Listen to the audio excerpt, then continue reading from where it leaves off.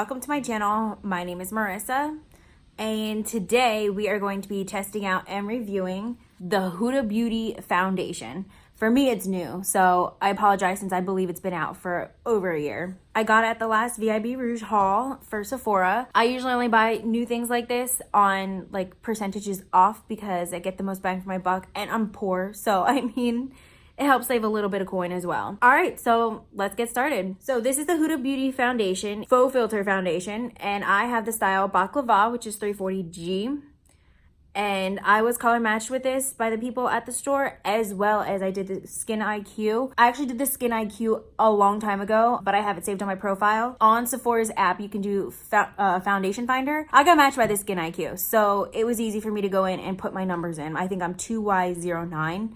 And it shows you a bunch of foundations and their color names that you would match with. Not only did the woman at the store match me with this by like actually putting it on my face, it matched what they told me it would be. Stupid story, I'm sorry. Anyway, so this runs for $40. I believe just at Sephora. I don't think they carry it anywhere else besides their Huda Beauty website, which is overseas. I heard some crazy stories on how things break in shipping, so I suggest just run to Sephora and grab it. And I believe this is 1.18 fluid ounces, which I believe 1.18. Okay, so the Fenty is 1.08, just something to kind of compare it to. I had a little tiny sample before, so it's not like it's a total first impression, but it's a first impression with the actual thing in my hand. Let's go ahead and unbox this. And I'm terrible with boxes because I always rip them.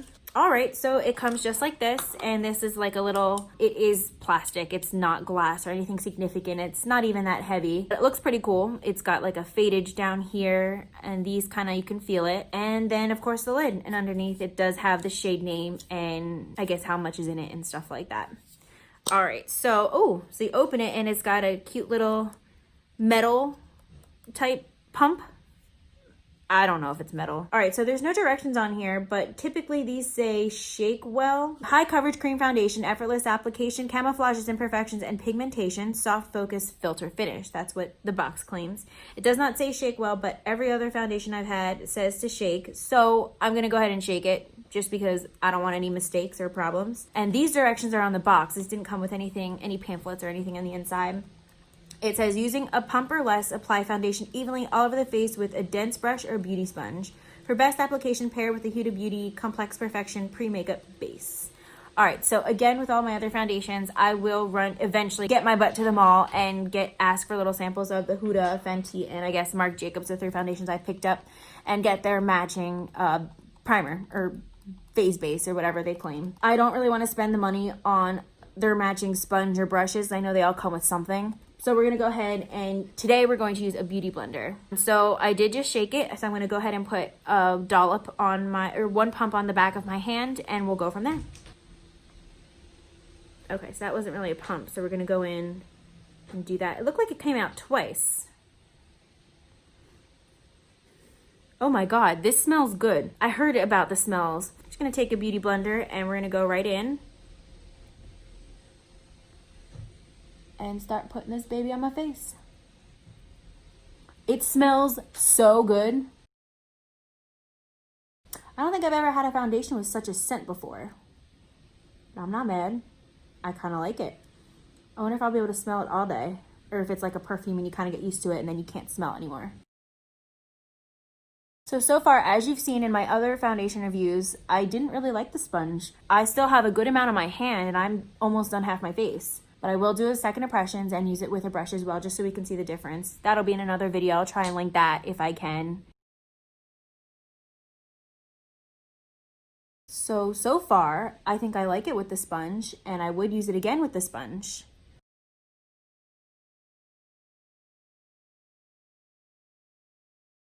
Okay, so I basically finished my face. I might do another half a pump more because I am out, there's no more. So I'm just gonna take a little bit, just a little tiny, and just cover the rest because I feel like I didn't get a lot over here. High coverage cream foundation. Okay, so we're about to check and see if it is high coverage. I do like the color for my skin. It looks very, very good, but it does blend very nicely. I don't think I have the wrong shade or anything, so I'm happy about that. All right, so if you guys have seen my other reviews on the foundations, I do have a beauty mark right here, and I can tell when things are high coverage if I can't see it anymore. So I can still see it, and I did put a little bit more specifically on that to see if it would cover it. It doesn't, so I don't know how high coverage it is. It's definitely covering it, but it's not gone.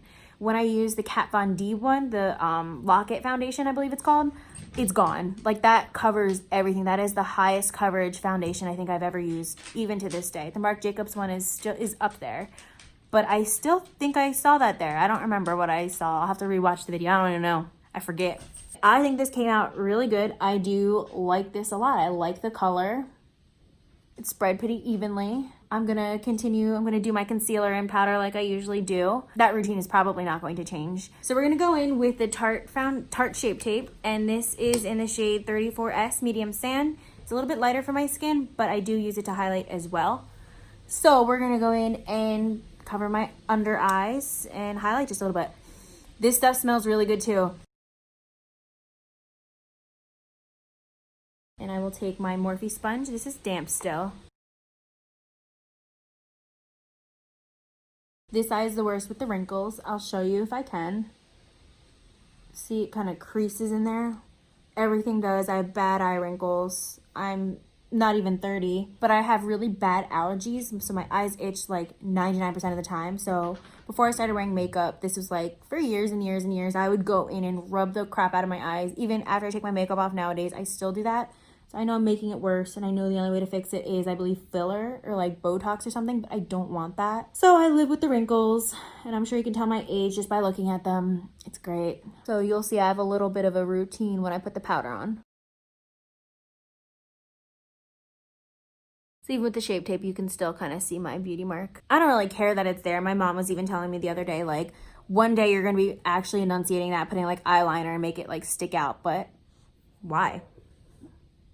I have no desire to do that. Alrighty, so we're gonna go in. I do have the Laura Mercier today. I don't know where my Kat Von D one is. I think I left it in my room. We're gonna go in with the Morphe sponge, and we're gonna use the flat side, and because I think that can get as close to my inner eyes as possible. So just gonna dip in, and this is terrible, and I know don't do it at home, but I powder a little bit so I can touch my face without making it worse.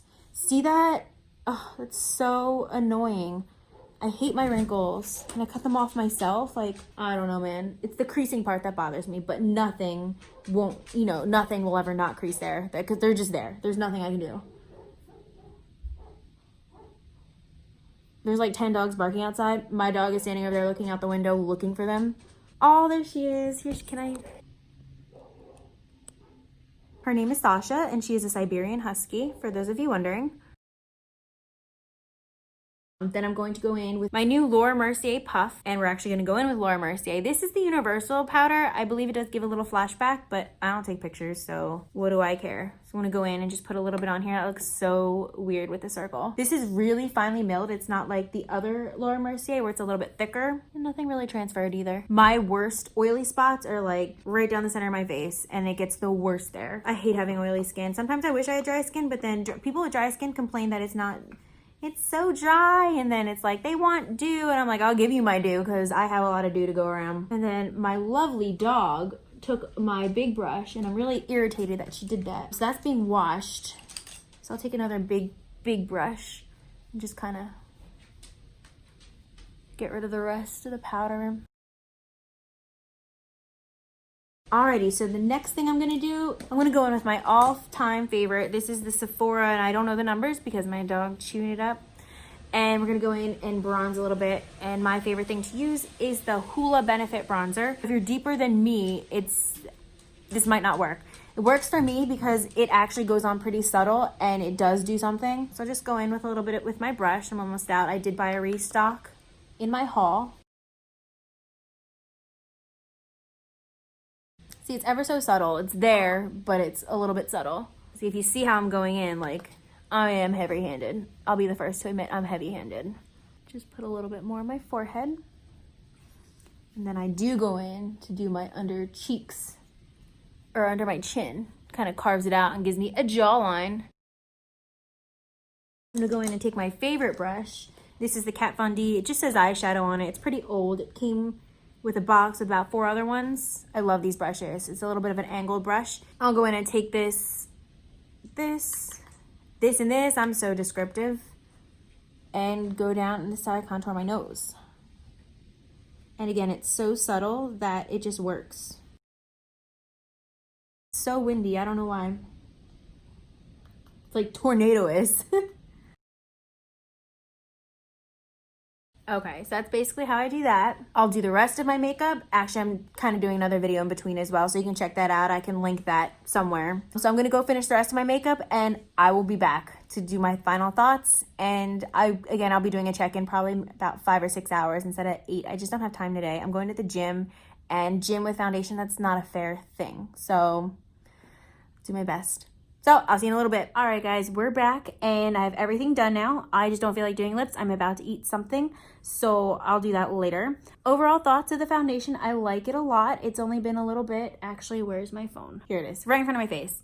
It is almost 2 p.m.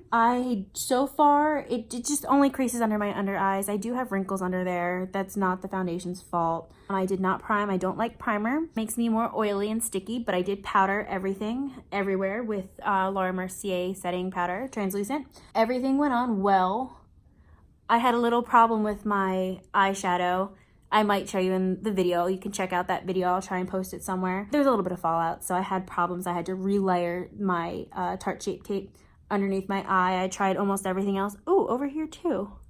Well, I didn't do that very well. Bad day for me. Anyway, this is the final look, and I will come back in about 5 or 6 hours just before I go to the gym, and we'll see how it wears. See if it creases, cracks, or anything. Oils off, we'll see. I have a lot of problems with my skin, so actually I don't. I'm just oily. That's my only problem. So we'll see what happens, and we'll see how long it lasts, and I'll see you in a little bit. Hey guys, we're back, and let's see. It is about 6:46, almost 7 p.m., so it's a good few hours of wear. Unfortunately, I did go out to eat with my mother this afternoon, and I had a burger because the place we went to was apparently famous for burgers. So I did have to redo a little bit of my chin, which kind of sucked because I really wanted to try it, but this burger was huge, and trying to get it into my mouth, it got everywhere, and it was just a freaking mess. So I did redo that. So the chin, we'll ignore that. Let's see, the top, it's a little oily. Yeah, oh, that looks bad on camera, but dry. Feels dry. It looks shiny. Like where it's shiny, it kind of, yeah.